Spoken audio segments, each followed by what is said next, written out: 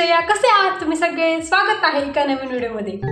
तर आज मी तुमच्यासाठी घेऊन आले एक मेकअप लुक जो प्रत्येक मुलगी करू शकते। जसे की आता रक्षाबंधन येते, त्यासाठी तुमच्यासाठी खूप छान मौका आहे। तर मेकअप करायला जशी प्रत्येक मुलीची आवड असते, तर आज मी सुद्धा तुम्हाला माझ्या या सुंदरशा चेहऱ्यावर मेकअप करून दाखवणार आहे, जो ॲज अ बिगिनर तुम्ही करू शकता।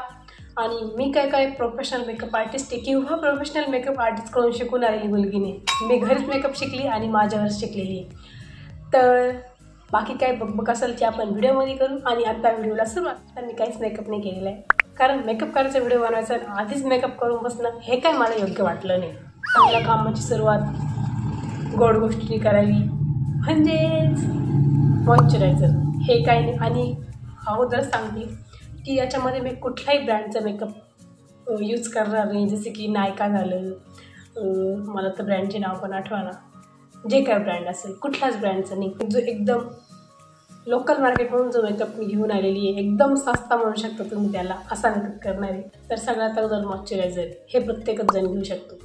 तर सगळ्यात अगोदर आपल्याला आपले केस बांधायचे, नाही तर तोंडाला कमी, केसांना आपल्या फाउंडेशन लावायचं। तर सगळ्यात अगोदर आपल्याला लावायचं आहे मॉइश्चरायझर। याच्यामध्ये बिलकुल कंजूसी नाही करायची। आणि मॉइश्चरायझर हे कुठल्या ब्रँडचंच वापरलं पाहिजे असं काही नसतं, फक्त चांगलं वापरा। आणि हे पूर्ण चेहऱ्यावर लावायचं आहे, याने आपला मेकअपनी पिंपल्स येते नाही, जर तुमची बी ऑइली स्किन असेल तर। माझी तर ड्राय स्किन आहे, मला असे पण येते नाही, देवा पण पाठवू नको प्लीज। असं म्हटलं जर देवाने मला एक पिंपल दिला तर। आणि नेहमीप्रमाणे पाऊस आलेला आहे, पाऊस एकदम माझ्या फॉलोअर्ससारखा आहे, कधी येतो कधी जातो, ज़्यादा पसंद हो गया गाइस, लेकिन सच है। आणि मॉइश्चरायझर तुम्हाला मानेला सुद्धा लावायचं आहे, कारण तुमचा चेहरा गोळा झाला पाहिजे असं नाही, सगळं गोळा झालं पाहिजे, कान गळा सगळं गोळा झालं पाहिजे। नाही तर तुमची कान असेल तर तीन चेहरा असा पाकिस्तानचा दिसायला असं नको व्हायला। तर मी जोरात बोलते, कारण तुम्हाला माझा आवाज येतो की नाही माहीत नाही, कारण पावसाचा आवाज येतोय एनिवे। त्याच्यानंतर तुम्हाला लावायचं आहे प्रायमर। निघू पण नाही राहिलं, ते संपत आले, कोई बात नाही, जब तक पूरा खत्म नहीं होता निचड़ कर निकालेंगे हम। प्रायमर लावल्याने तुमच्या पूर्ण चेहऱ्याचे पोर्स क्लोज होऊन जाते। किती असं वाटतं ना तुम्हाला की मी कुठे शिकून आली आहे, पण मी काय म्हणतात ना। आणि आजच्या मेकअप करण्यासोबत मी तुम्हाला काही टिप्ससुद्धा देणार आहे, ज्या मी यूज करते, नाकीकडून बघून आली आहे आणि मग तुम्हाला सांगते मी ज्या पर्सनली यूज करते त्या सगळे पूर्ण चेहऱ्याला लावून घ्यायचे असं, आणि ते थोडं सुकवायचे। आजपर्यंत मी ज्याचा मेकअप बघितला आहे त्याने फक्त त्या मेकअपच्या व्हिडिओमध्ये फक्त ब्रँड्सच येत गेले, जसं की हे ह्या ब्रँडमधून ते त्या ब्रँडमधून। बाई माझ्याकडे नाही एवढे पैसे की ब्रँडचं यूज करेल, जसं की तुम्ही सुद्धा काही मुली माझ्याशी रेट करू शकता। तर प्रत्येक ब्रँडचं सामान असू शकतो। इथे लोकल मार्केटमधून मम्मीकडून पैसे मागून काहीतरी मेकअप गोळा केलेला असतो, आणि त्याच ब्रँडचं आणलं। 1200 रुपयाचं एक फाउंडेशन यूज करत, माझ्याकडे बहुत 1200 रुपयाचा सगळं मेकअप आहे। त्यानंतर आपल्याला लावायचं आहे फाउंडेशन नाही, सीसी क्रीम। आईच्या खाली प्रत्येकाच्या डार्क असतं थोडंसं, तर ही फक्त मी आईज खालीच लावणार आहे, अंडर आईज। आणि इथे ही एकदम थोडी लावायची, कारण आणि ही आपण हातानेच ब्लेंड करायची, सोपी असते। कारण ही आपल्या चेहऱ्यांसाठी जास्त, आपल्या डोळ्यांच्या खाली जास्त डार्क असतं, त्याच्यामुळे हे डोळ्यांखाली पूर्ण चेहऱ्याला फाउंडेशन लावलं मॅच झालं पाहिजे। आणि जर हा मेकअप लुक तुम्ही माझा बघून किंवा पूर्ण नाही पण थोडाफार बघून जर राखीला जर काही ट्राय करणार असेल, तर मला नक्की कमेंटमध्ये सांगा की येस हा मेकअप मी ट्राय केला।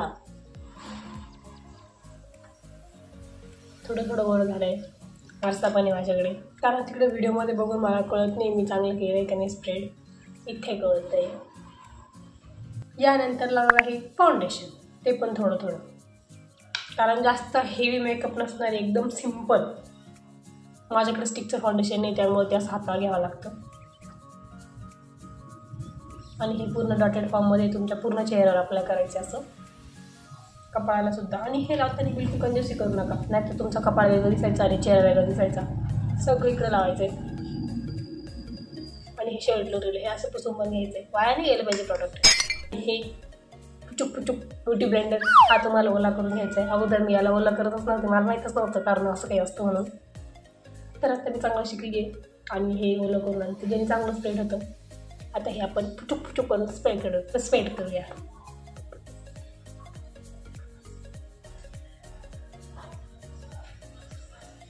आणि मी आजपर्यंत जितक्या वेळेस मेकअप केला आहे ते सगळे माझ्या वेळेस केलं आहे. म्हणजे मला आठवत येईल की मी दुसरं कोणावर मेकअप ट्राय केला आहे की मी कोणाचा मेकअप करून बघितला मग शिकले. मी आजपर्यंत सगळं एकाच व्यक्ती मेकअप केलं आहे आणि ती मीच आहे फक्त.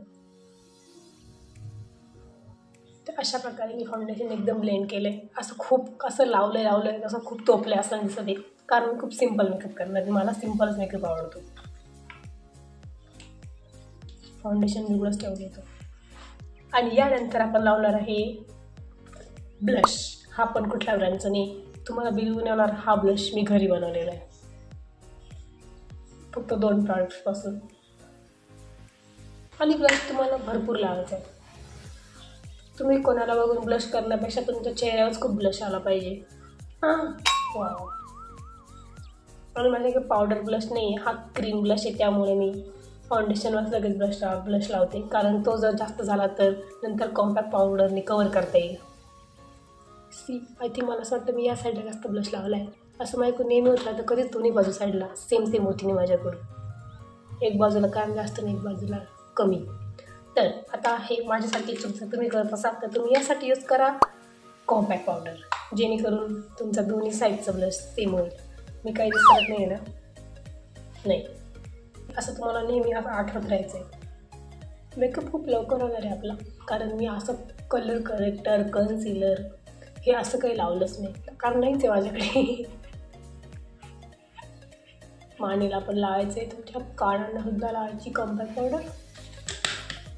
तर पावडरसुद्धा लावून झाली माझी कॉम्पॅक्ट पावडर.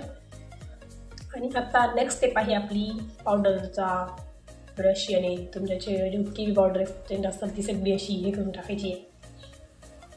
बेकिंग करायला लूज पावडर नाही माझ्याकडे, म्हणजे ती संपली आहे त्याच्यामुळे. नाही तर मग मी बेकिंग पण करणार होती पण आता माझी लूज पावडर संपली आहे.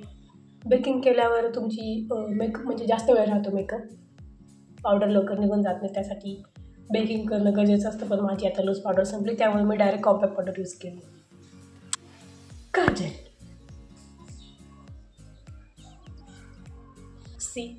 With Kajal without Kajal. मला काजल आर्ट खूप आवडतं आणि काजल हे डार्कच लावायला पाहिजे असं मला वाटतं कारण त्याने डोळे तुमचे खूप छान दिसतात, एकदम कोरीव दिसतात. आणि यानंतर आपण लावणार आहे मस्कारा.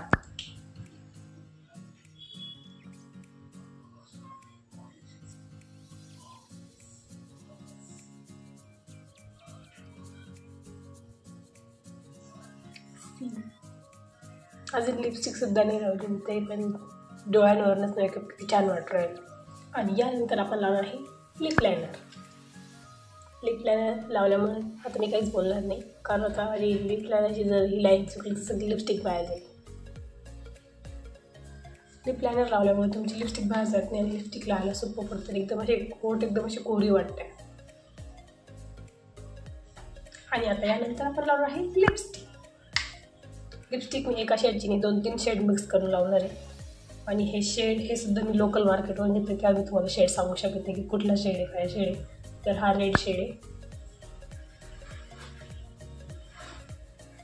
रेड एकदम थोडीशी राहती. यामध्ये आपण लावणार आहे अजून एक दुसरी रेड.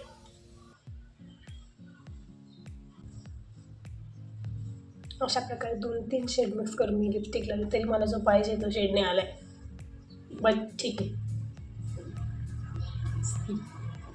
त्यानंतर आता आपण थोडंसं आय शॅडो लावणार आहे.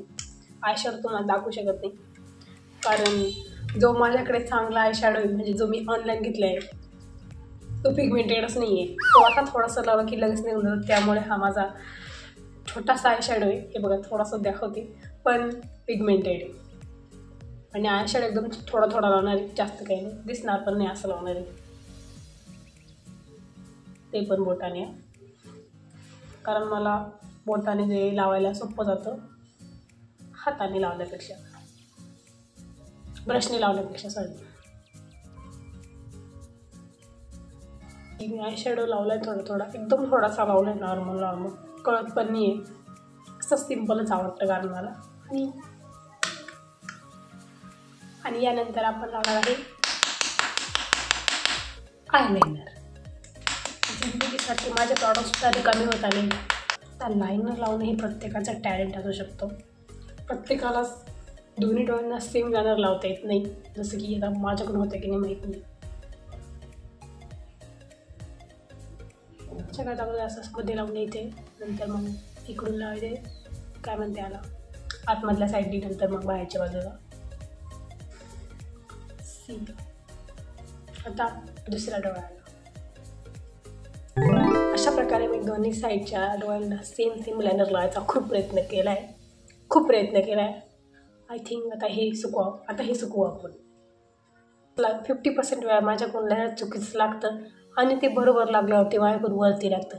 त्यामुळे असं सुकवून घ्या तुम्ही. आता सगळ्यात लास्ट आणि आता यानंतर आपला मेकअप झालेला असं म्हणणार हायलायटर. तर हा आता क्रीम हायलायटर आहे. एकदम थोडा लावणार आहे.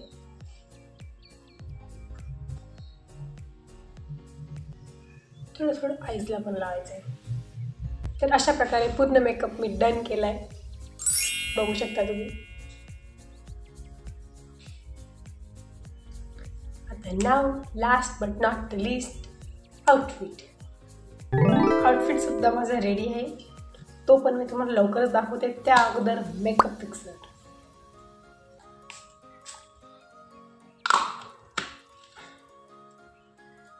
जेणेकरून तुमचा मेकअप बिलकुलही हलणार नाही आणि तुम्ही रक्षाबंधनला खूप छान दिसताल आणि तुमची फोटोसुद्धा तुमच्यासारखे खूप छान येतील.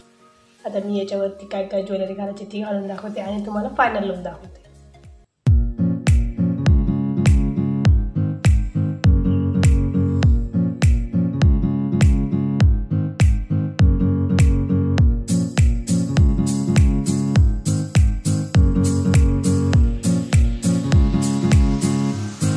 आणि मी यावर नोज पिन सुद्धा लावली आहे, यामुळे ते अजूनच छान वाटते.